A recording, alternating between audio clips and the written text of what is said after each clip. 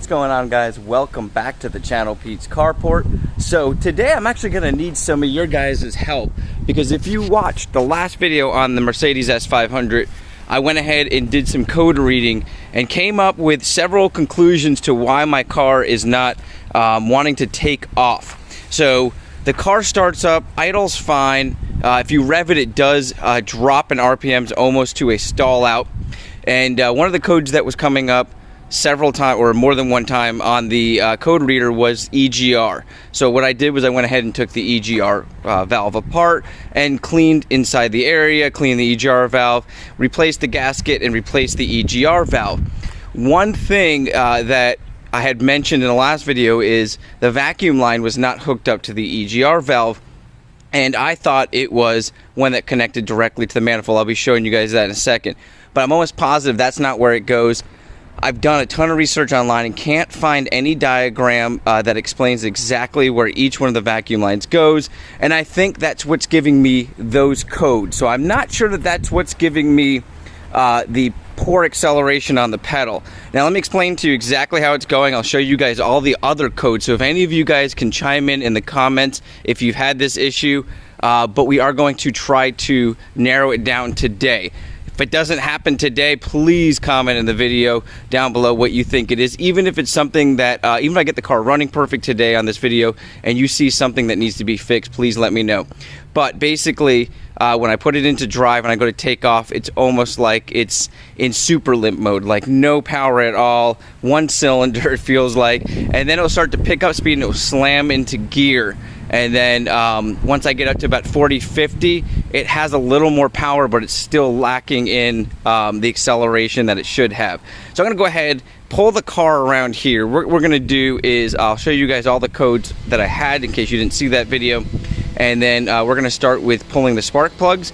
And the next step I'm gonna be doing is I'm gonna see if it's not the spark plugs, which I have, I'm thinking that it could be coming from that area. We're gonna go ahead and check the cats, because that was the second thing that I found. I was going crazy on forums for the last week, just reading and reading and reading for people that had similar type issues with their car. So let's go ahead, I'm gonna pull it around and we're gonna go ahead and pull the spark plugs and see what that does. I'm also going to clip in now the cleaning of the EGR valve, because I was gonna make a full video on that hoping that it would fix it, but I figured I would just clip that into this video so you guys can see what it's like to clean the EGR valve, and it will kind of do a fill-in of some of the things that I've done. So stay tuned, guys. Alright guys, I'm going to show you what it's like at cold startup. Now, we're not going to get any check engine lights that stay on because I've already cleared all those. Now, I've started this car up probably a good 15-20 times since clearing those codes. It's still no check engine light. Now, I cannot drive it around because, like I said earlier, there's absolutely almost no power at all once you get it into drive when you go to take off. So it's kind of unsafe to drive. Now, you'll see here it idles nicely. You know, all the everything's functioning right. We will, once we let it run long enough, we are going to get our oil light on, because I believe the sending unit is bad on that. So that's not a big deal, but that started a few weeks back and it was one of the things that I was planning on fixing. Now you can see here it's starting to idle out. If I give it a little gas, it still idles nicely. But if I let it warm up, oh, you can see it dropped a little there. Basically, if I let it warm up and try to rev like that, or rev up to 2,000 RPMs, it'll drop almost to a stall. So that's kind of what I'm getting. You see there, the oil light just came on. But as far as check engine light, that's not coming on. So I'm gonna go ahead and pull it around, like I said, and we're gonna go ahead and pull the spark plugs and take a look at those. Okay guys, now that we've got our EGR valve out of the car, we want to check to make sure our diaphragm inside here is not ripped. And the way we can do that is by creating a vacuum and seeing if our diaphragm goes up. So I went ahead and hooked up our brake bleeder, which creates vacuum, and you can see here on this gauge you'll see vacuum. And then I hooked up our standard vacuum line for the car and into the vacuum line that came with the device. So this is a very inexpensive vacuum pump that we can use. So let's go ahead and I'm gonna pump it, and you'll see that diaphragm move, and then it should continue to hold pressure, which it absolutely is, as you can see there. So that's a good way to test to make sure your diaphragm internally is not ripped, so you don't go ahead and waste your time cleaning it. Now moving on to cleaning, I went ahead and set up this little bath bowl here, and we went down to the store and grabbed ourselves a battery terminal cleaner. So this battery terminal cleaner is it's a pretty inexpensive brush, but if you have another brush around or even a smaller one that you can pick up, but this will allow you to get up into here and really clean all that out. And then instead of just spraying the carb cleaner, onto the ground, which is really bad, or into something that you're going to throw away, get a little bath like this. This is just a little tiny tin bowl, and now you can spray this down and let it soak in there, really break up some of that gunk in there. So I'm going to basically do this, clean it all down the best I can, let it soak in there, and then we're going to move over to the car and we're going to clean the tube lines that run to the engine. Alright guys, so before we go ahead and pull our spark plugs, I wanted to show you, this is our EGR valve, which we just showed cleaning. This is the vacuum line that I thought went to here, but after investigating what I could find online, I could see that this did not connect to here. And I know I had some older vacuum lines I found in here that were brittle and broken, and I would love to get all these vacuum lines sorted wherever they go. I know there is something right here that looks like it could be part of a vacuum line, and maybe that came up and went to our EGR. Now if you have one of these cars, this is a 95, and I think, I'm not 100% positive, but a 96, this may have changed. This is a non-electric EGR. So once again, go ahead and fill me in. I love when you guys give me feedback. You've really helped me out in the past, and I want to get all this sorted so that we don't get any codes or check engine lights in the future. Thanks guys, let's go ahead and pull these spark plugs.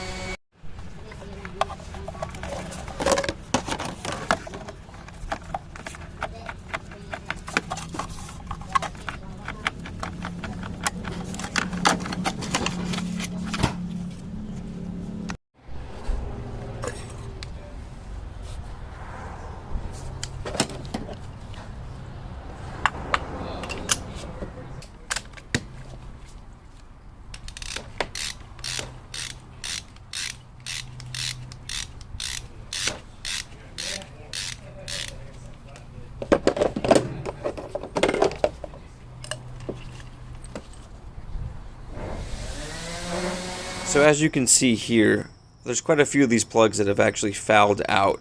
So the first thing I want to do is run a compression test on each one of the cylinders and obviously change all these spark plugs out so we can see if that fixes the issue.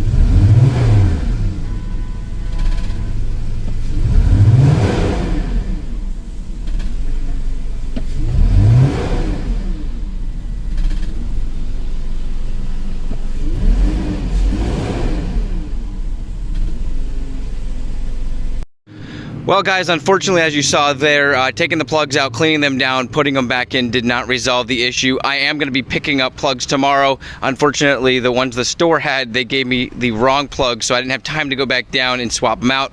I'll do that tomorrow, but I want to get this video out there because I feel like it's something else that's causing this issue, because I would think even just cleaning down those plugs that looked fouled, putting them back in, would usually allow you to run properly, but it's back to running exactly the way it was. And I'm wondering if the cats could be clogged up. So that's probably gonna be my next step. Obviously tomorrow we'll be swapping out the spark plugs, and then I'll do another video. If that doesn't work, obviously we'll go to taking out the cats, and any information you guys can give me. So please comment below. Please give me your feedback if you've had this same type of issue where literally I can put the car into drive, I can hold the brake down, and I can give it gas, and it doesn't have any power, doesn't have enough to even start spinning the tires. And obviously you saw that if I rev it in park and I rev it up to about 2,000 RPMs and let go, it almost completely dies out. So I'm not sure what's causing that. Still no check engine light, even though I've turned this car on numerous times and let it run for quite some time as that, with that included. But you know, this is sometimes the issues we deal with some of these older cars, and it's what makes them more valuable to people like us, is not everybody can work on these, not everybody can enjoy these, but when these things are running great, like this has been doing for the last 2 years for me, they're a blast. They're one of the most prestigious cars on the road, and to you guys that are watching this, I'm sure you guys feel the same way, and you love your W140. So once again, please let me know in the comments if there's anything you guys suggest doing. You guys have an awesome day, a blessed week, and can't wait to see you next time when this thing's running perfect.